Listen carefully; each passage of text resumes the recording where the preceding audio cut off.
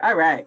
All right. So we're going to go ahead and get started. It is 7:02. So thank you guys for joining us tonight. I know the invite said an hour and a half. I don't really think we're going to go the full hour and a half, or at least I hope not. But we have that time. So please ask all the questions that you have tonight. Do not hesitate to ask questions. Steve Bennett is on. He is going to be monitoring the chat. So if you have any questions, you can put it into the chat or you can raise your hand and Steve will call on you that way or answer your questions and stop me in the process if needed. All right, so tonight, the welcome, obviously I just did that. We're going to talk about the games management team or GMT and their roles for the day of, the schedule for the day, health screening protocols, the roles of you guys as coaches. We're going to review all the stations. We're going to look at some venue maps that I created of Kiwanis. I have the athlete starting stations. I'm not calling them divisions, but I've broken them out into groups of 5, with one group has 6. So this will show what station they're starting at. And then the roles of the spectators and any of their role, anything that has to do with the spectators. And remember, this is just for this coming Sunday, May 16th, for the required competition. We're not really calling them qualifiers this year because it's kind of different, but so the competition this weekend. Obviously, I am the staff lead of softball. We have Alan McCauley, who is the competition director. He's also on this call right now. We have Rick McCauley, who is the assistant competition director. Tommy Baker, who is the other assistant competition director. I think he actually had that title, but I gave it to him this time. Tommy usually runs the Towson site for us. We have Ralph Egan, who is our umpire in chief. Anna McCauley and Debbie Credito are both going to be running the health screenings on the day of. So schedule of events, the volunteer check-in is beginning at 8:30. So that's when all of our umpires, all of our volunteers, day of volunteers will be checking in. Health screening for teams, for athletes and coaches will begin at 9:30. At 10 a.m., we're going to do a quick, easy, short opening ceremonies. At 10:15, we're going to start the competition. Each athlete or each group, will start at a different station and we'll do a shotgun start.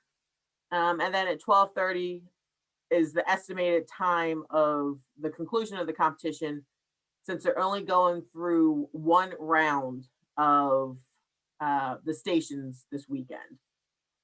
Summer games, they'll go through 2. This weekend, they're only going through once, just so we can get that preliminary score and they can go through the proper stations. Health screenings. All health screenings, as I mentioned, will take place at the pavilion. That's usually where the teams register. We'll open that at 9:30. You must be there by 10. If the athlete is not there by 10 a.m., they will not participate. We have that, keeping that as a strict deadline. If they get there before 9:30, just have them wait in their cars until 9:30. Then we can have them come out so we can get all the volunteers screened first, get them situated, and then move on to the athletes and coaches. Everyone, obviously, as we've mentioned previously, all athletes and coaches must pass the health screening to participate. If they have a temperature of over 100.4, we're going to ask them to go back to the car, wait for 10 minutes, and then come back, get their temperature rechecked. Please talk to the athletes, and if anyone is feeling poorly that day at all, make sure they don't come. We want to make sure everyone is healthy and safe when participating in this event. Once the athletes and coaches go through the health screening, they will have no interaction with the families and spectators until after the competition is complete. Once they go through it, we're going to send them off to a field. They're going to wait there for opening ceremonies. Spectators must stay away until the start of competition. And on the map, I'll show you where there's going to be spectator areas where they can watch each event. But spectators must stay a minimum of 50 feet away at all times. If an athlete leaves the group and goes over to the spectators, they are done. They cannot come back into the group. And this is just for the health, the cross contamination, and obviously they can't switch from group to group. Coaches will not be able to go from group to group during the competition. I tried my best to put all of the athletes together with their own county.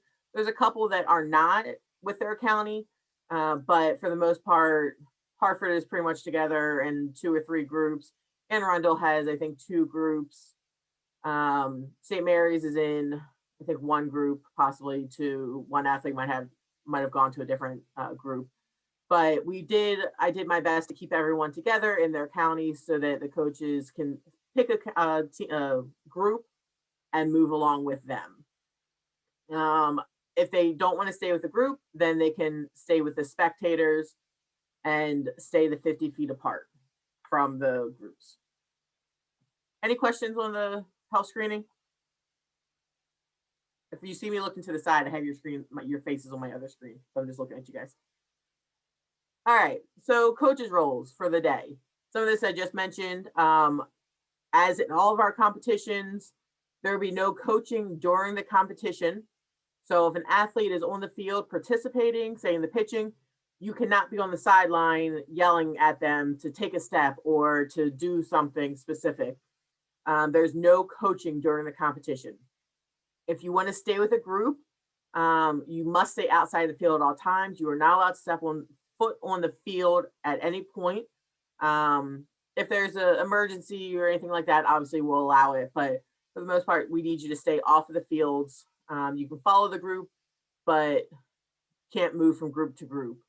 And stay off the field at all time. When we get to the fields, we can select areas for you to stand in. You have to stay a minimum of 10 feet away from the groups. That way there's no coaching at all. If there is coaching at the time, then you might be asked to leave or move in with the spectators. But at no point can you coach the athletes during the event. If you're with a group and you stay with that group, you cannot go to the families and come back. As I mentioned before, the intermingling of groups is not allowed. So myself, Alan, and Tommy are going to be kind of roaming, but we will be keeping our distance from the groups. So that won't be an issue. We won't interfere with any of the groups at all. So unless there's an issue. So we'll keep our distance. So that's not an issue at all because we're not going to be with a group. You can do that as well, but you have to keep your distance of at least 50 feet if you're going to do that. All right, so we're going to go through the stations just real quick, just a reminder for you guys. Each group will have 1 to 2 umpires that have come to previous events. They're fully certified umpires. You'll probably recognize most of them. We have 1 to 2 per group. So they will be the official scorekeepers. The main reason we have them is for the pitching station. And with the COVID protocols, we can't have them just stay at the pitching field because of the different groups coming in. So we have 1 or 2 umpires at each group. They will call the strikes for the pitching station. This one, you get 10 pitches to get as many strikes as they can. The ball must have a 6 to 10 foot arc. The pitching mound obviously is 50 feet from the plate, and a strike will be recorded if it lands on the pitching mat and or home plate and has the legal pitch rules and follows the legal pitch rules of the 6 to 10 foot arc. There's no arguing with our officials. If they don't see it as a strike, they're not going to mark it as a strike. But they are the number one, the only person that can make that call. Scoring, they get 1 point per strike thrown. And like I said, they get 10, so they'll throw 10 balls at a time, and then the next person will go. My lovely diagrams. All right, so base running. They're going from home to third. So what they'll do is they'll start in the batter's box with their bat. They will take a swing. They will run to first. When they touch first base, that is when the clock starts. And then the clock ends when they hit third base. They can run through third base. We're not going to ask them to slow down to touch third and stop. They can run through third base. That is completely fine. And it's not going to add any points to their, or add any time to their score. But so the idea of this is run from home to third as fast as they can. But again, timing starts when they hit first base, run to second base, they have to hit second base, and then hit third base. If they throw the bat, they will be disqualified for that run. If they do not touch one of the bases, they get a 2-second penalty added to their time. This is the points awarded for the time that they run it in.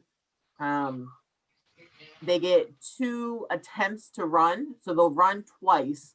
The fastest time is what they're the points from. Melissa? Yes. One thing I just want to clarify, guys. Remember, they must touch third base. So if they run through it and step over it without touching it, their time will not stop until they go back and touch it. Correct. Yep. Thank you, Alan. So yeah, if they don't touch second base or if they don't miss first base, then they get a 2-second penalty added to their time, which obviously is going to put them into probably 2 categories different in the times. And hey, Anger, real quick. Yeah. On that one, earlier you said everybody's just doing each station once, but then you said on that one they're doing the running to it twice. Is that one they're doing twice?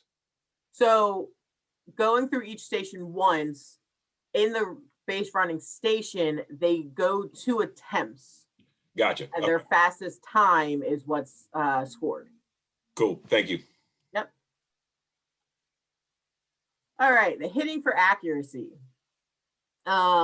This one we will have vectors set up. I'll go to my lovely diagram. We will have these already set up, obviously, before you guys arrive. They have 3 pitches off of a tee to hit into zone 1, and then 3 to hit in the zone 2, 3 to hit in the zone 3. During their 3 in zone 1, if they hit 2 in zone 1 and 1 in zone 2, they only get 2 points for that first zone. Then they go to zone 2 and they get 3 pitches off of the tee again to try to get as many as they can in zone 2, and then go on to zone 3. So pretty much, I mean, it's pretty easy. They have to go in that order, and they have to hit the 3 in each zone at a time. They can't go 1, 2, 3, 1, 2, 3, 1, 2, 3. It's 3 in zone 1, 3 in zone 2, 3 in zone 3. And they get 1 point awarded for hitting it into the correct zone. So they can get 3 points per zone for a max of 9 points. If they step out of the batter's box, they get 0 for that pitch. And if they swing and miss the ball off on the tee, that is also a 0 for that attempt.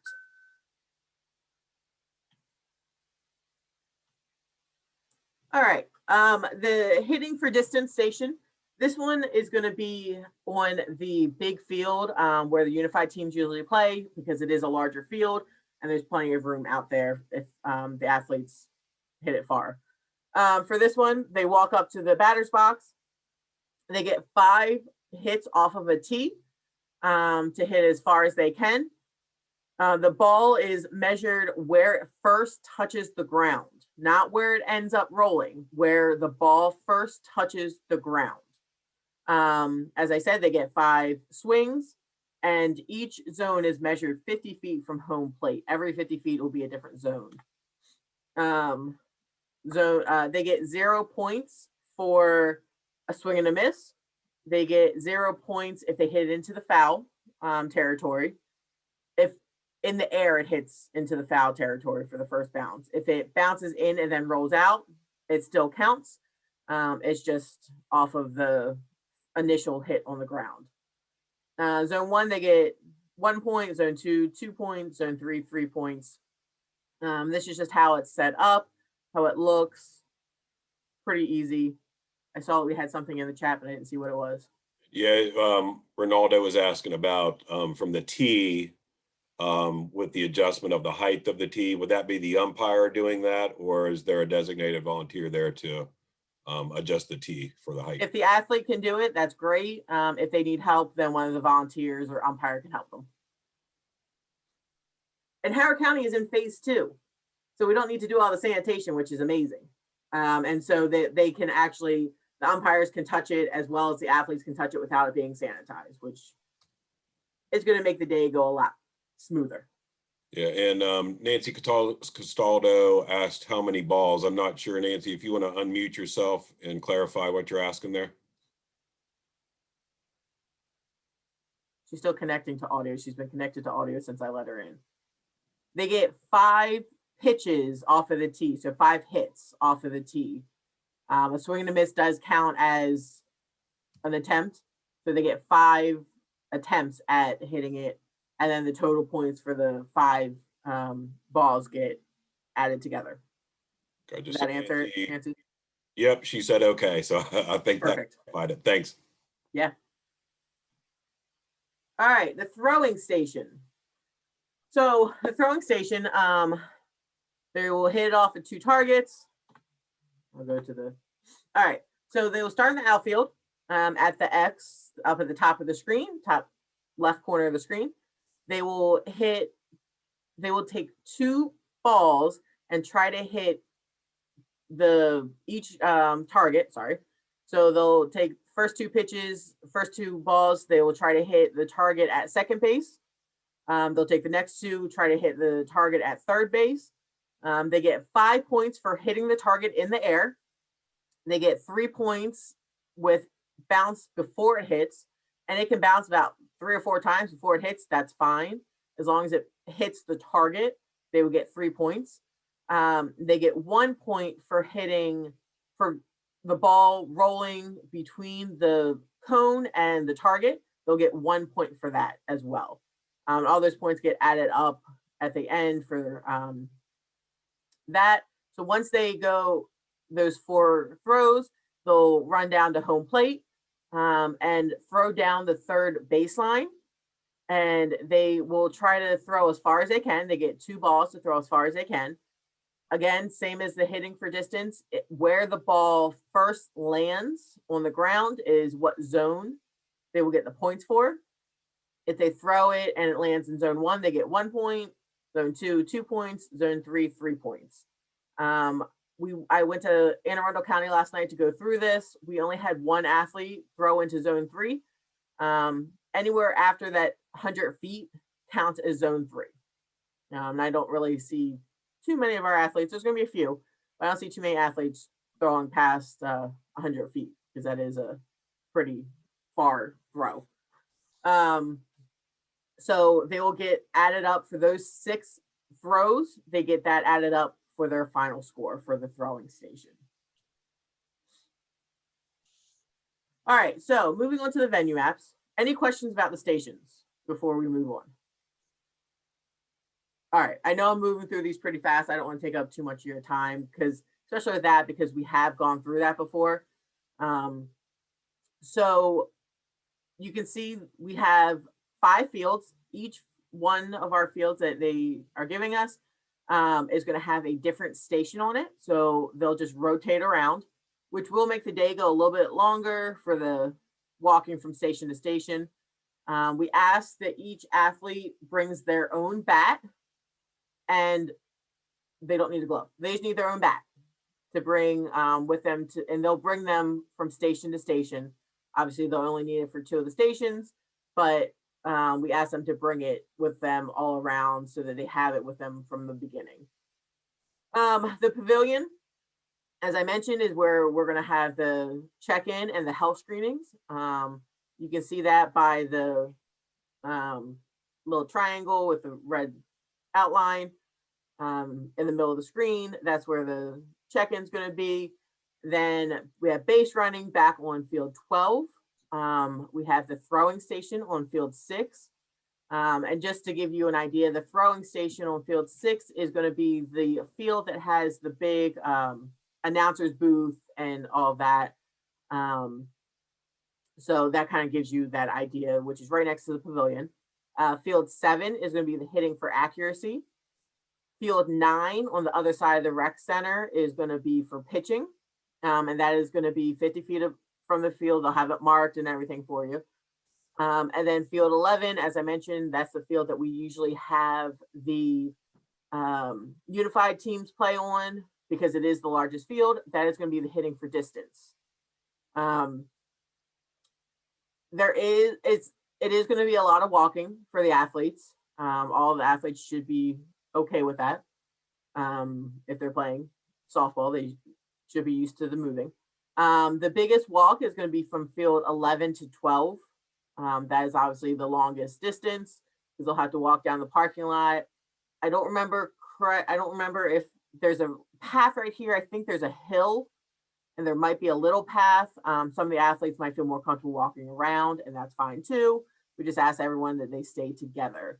So the order that it's going to go in is they're going to go counterclockwise around the field. So base running will go to throwing will go to hitting for accuracy, hitting for accuracy will go to pitching will go to hitting for distance, and hitting for distance will go to base running. So that's the biggest one. Hitting for distance going to base running is going to be the longest walk, but it's not too bad. It is a decent little walk, but it's really not that bad once you're on the fields. This is just a same map pretty much, but this is their map that they have. It's a little bit easier to see. So field 12 down here is the base running. Field 6, which looks like it's far, but it's really not. There's a sidewalk that goes right here. This is the pavilion where we're having the health screening and check-ins. Field 7 for the hitting for accuracy. There is going to be a bathroom right here and in the pavilion. They're both going to be open for us. So if need be, the athletes can stop there while they walk by. The pitching station will be here on field 9, and then the hitting for distance will be here on 11. So again, from 11 to 12 is going to be the longest walk. They will be concession stand open on the day, but we ask that the athletes wait until after the competition is over to go to the concession stand. We can't have them going from a field to go get something to eat and back. We're going to be done around lunchtime, so make sure you feed them breakfast and get them a snack before they start if needed. But the concession stand will be open. We do ask that you talk to your parents. No one can hang out in the pavilion this year. It's usually open. There's the tables and stuff. The pavilion is technically closed. We can't have anyone gathering in there, according to Kiwanis. They're allowing us to use it for the health screening, and that's it. So once the health screening is over, it's pretty much going to be locked down. You can go in there, obviously, to go to the concession stand, but then you have to leave. You can't eat the food in there like you typically can. Any questions? Where do spectators congregate then? No, I didn't put that map in here. Okay, so I'm sorry. no, you're fine. No, good question. I had a map and apparently I didn't put it in here. There will be marks. So there's going to be for field 12, it's going to be out here in between these fields. You can see kind of a little fence right here. It's going to be out here. All the athletes and everything will be down here. For field 6, they can be on this access road, and that's it. They cannot go closer to the field. It's going to have to be kind of more out in this area of the access road just because of the distance to keep apart. The hitting for accuracy, they'll have to be up at the top by the parking lot. Pitching, they're going to be on the third baseline out of the fence, but along the third baseline. And the hitting for distance, they can be here. We're trying to get them to be up here on the hill. I know that's kind of a hike for them, but we ask them to be up on the hill. They'll get a better angle anyway if they're up there. So basically the spectators can follow the athletes around, but just maintain a good distance. Yeah, they can follow them around. They have to stay 50 feet away at all times All right. from any group. They cannot get closer than 50 feet. They have to keep their distance. Any other questions about the layout? This will be the same layout that we have for summer games as well. So you'll kind of get the idea of it this weekend. All right, so these are the athlete starting stations. The pitching is mostly Hartford County with Matt Stroud. And I'll send this out so you don't have to worry about writing it down or anything like that. But pitching is mostly Hartford with one Anne Arundel. We're starting the big group at the pitching station because that does take the longest. So they can get that one out of the way before we move on. Hitting for accuracy is all Hartford County. Base running is going to start at the starting station is going to be all St. Mary's, and that group is going to go through that base running very quickly. That's okay. The hitting for distance is going to be a mix of Anne Arundel and Hartford, and then the throwing is going to be almost all Anne Arundel with one St. Mary's athlete. So again, I'll send this out so you don't have to worry about writing it down. Each athlete will get a name tag with their starting station on it. They'll get the name tag once they pass the health screening. So if someone does not have a name tag on, they have to go through the health screening again so they can get their name tag. If they do not pass it, they can go to their car for 10 minutes and then come back. And if they pass it, they'll get their name tag. If they do not, then there's a good possibility we have to send people home. We don't want to, but if they don't pass the health screening, they can't be there.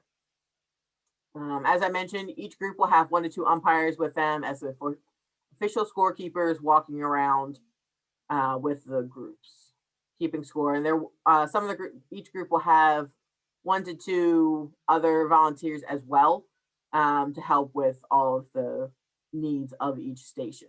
But each set of volunteers is going to stay with the group for the entire day. So there's no groups like typically. I know we usually have the volunteers stay at the station. Unfortunately, with all the COVID protocols, we can't do that. They have to follow the groups around. So, Melissa, a question I just thought of. Yeah. If an athlete fails the health screening for our qualifier, are we still going to allow them to participate in summer games, and how would we consider determine their divisioning? If they fail the health screening and they have to go home, they can't compete, then we'll work with the coach to make sure that they can still come to summer games. Sure. I just wanted to let the coaches know that we would still get them in. It would just be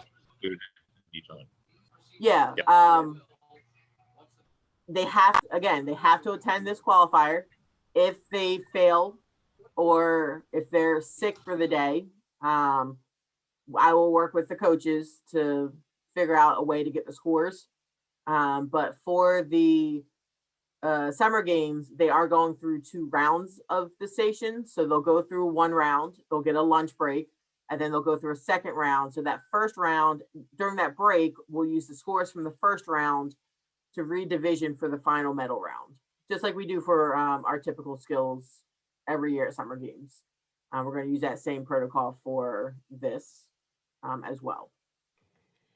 Yeah, and Alan, good question. Mike Cernowski, if you're listening in on this, and I apologize if this was addressed while I was out on vacation.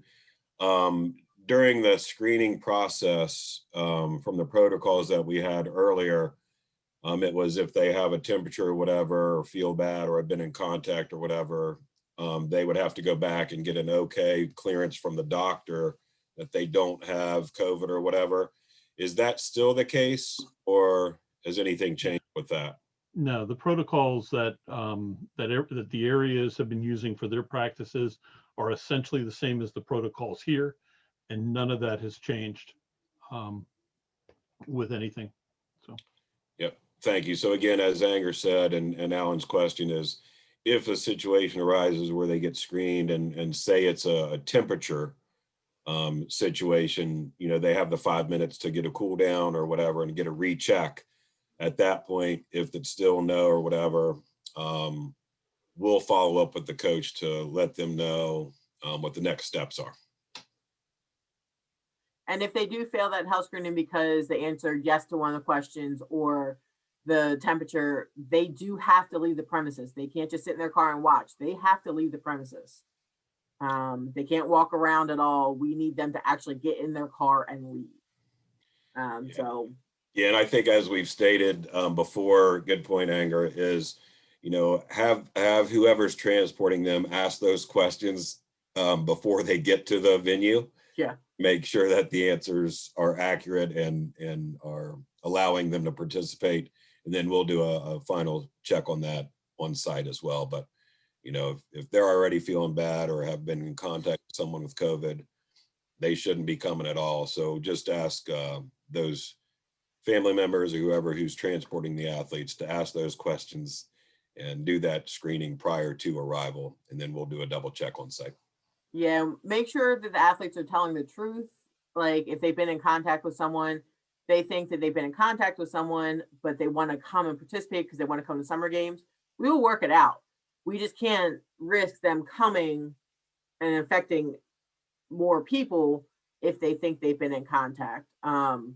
So let them know that the only reasons for missing, if they're not feeling well, if they've been in contact, or they are going to answer yes to any of those questions, they have a fever, we will work it out so that if they're feeling better and they have the medical clearance, that they can participate at summer games still. So I know I've been stressing that they have to come to this event to participate. We'll work it out if it's one of those scenarios. So please reassure the athletes of that.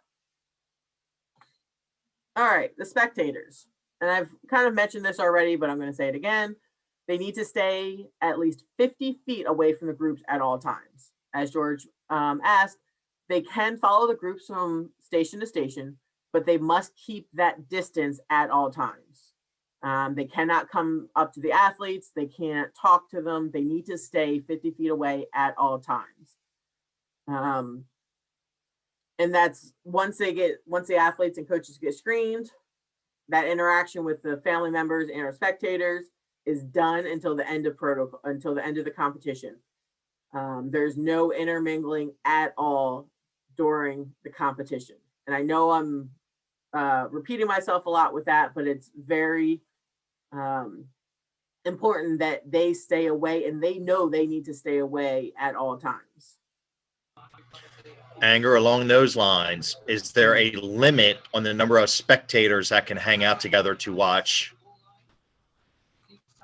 Since we're in phase 2, they can Yes. have up to 25, but having 5 athletes in a group, I don't see that being. Well, no, it's just something that we're asking the coaches to also Mhm. kind of help remind family members and spectators. We need you to kind of self-monitor those group numbers and try to maintain those rules. Yep. So this is the map that I was talking about with the spectator viewing area. Okay, Anger. Yes. It actually, it could be a group of up to 50 socially distanced, not 25, as long as they're Oh, a it is separate group. 50. Sorry. Yeah. 25 with basketball. Sorry. Wrong sport. They can be in groups of 50. So I definitely don't think that's going to happen because we only have 26 athletes coming. Would be a good problem to have. Yes. Yes. So this is the map of where the spectators will have to stand during each event. I know I said for the throwing station, I had them on the access road. The back of the field is obviously better, but as long as they're 50 feet apart, that's the best case scenario. And the spectators, we can't have them spread out all over the place. We need them to kind of stay in a group as well, so that we can kind of monitor everything that's happening. All right, and that's it. Any other questions about this Sunday that I did not cover? As far as the spectators are concerned, are you going to have some volunteers maybe at each station that might guide people as to where they got to go? We are not. We can't have the volunteers stand at the spectator area because then they're going to be interacting with all the groups, and they'd be moving. Preferably, if you could print this out or send this to your family so that they're aware, As I mentioned, Tommy, Alan, and I are going to be walking around. We can kind of help with that if needed. And Steve, I think, is going to be there, so we can throw him in there too. You have signage, or you have that space, you will have that space marked off, right? Yeah, we're going to put some kind of signage out there. It's not going to say spectator area because I don't know if we have that many of them, that many signs, but we will have it marked with a Special Olympics banner. So they just have to stand by the banner. Yeah, I think the other thing, George, we can do is, have this map on site and have some printouts of it, especially for the umpires who will be walking with the groups. So that if families go up and they're unsure or don't see the markings, that the umpires can remind families, okay, spectator is over in this location. So I think we'll be okay. Yeah, so have them look for the SOMD general banner, and that's where they will be standing. We'll mark What it about with the coaches as we go with a group? Do we just stay? I know you said 10 feet from the group. Yeah, and that's just kind of to stop coaching. I don't think any of you guys Sure. will do that, but we would need to say it anyway. You can stand off to the side. You can be obviously closer to the group and just stay off to the side a little bit. All right. I will mark those areas for you guys. If the athletes are in one dugout, you stay in the other kind of thing, or on the other side of the field. That would be perfect. Any other questions? Do you need me to go over anything else? I know I went through all this pretty quickly, but since it is new, that's why we're having this webinar, because it is a little bit different scenario than we're used to in just the games. Do you want a heads up? I know one athlete is a scratch and we're working out a couple medical issues up here. Do you want a heads up on Friday for the deadline, or just? Yeah, if you can let me know by Friday, that would be awesome. All right. The earlier the better. Okay. If you can let me know as soon as you know that there's going to be a scratch, let me know, and let me know the reason if you Okay. know. Yep. That would be awesome.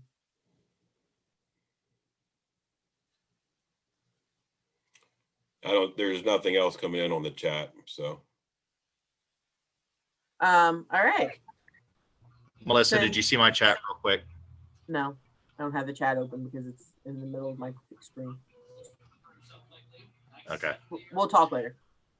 Okay. If there's no other questions, thank you guys so much. I really appreciate it. If you have any questions, you have my email. You guys all have my phone number. Please don't hesitate to call me. I will be out of town on Friday and Saturday, coming home late Saturday. I'll have my phone with me, obviously, and my computer. I might not answer right away, but I'm always available. But during my niece's 4th birthday party, I'm not going to be available. I'll get back to you later.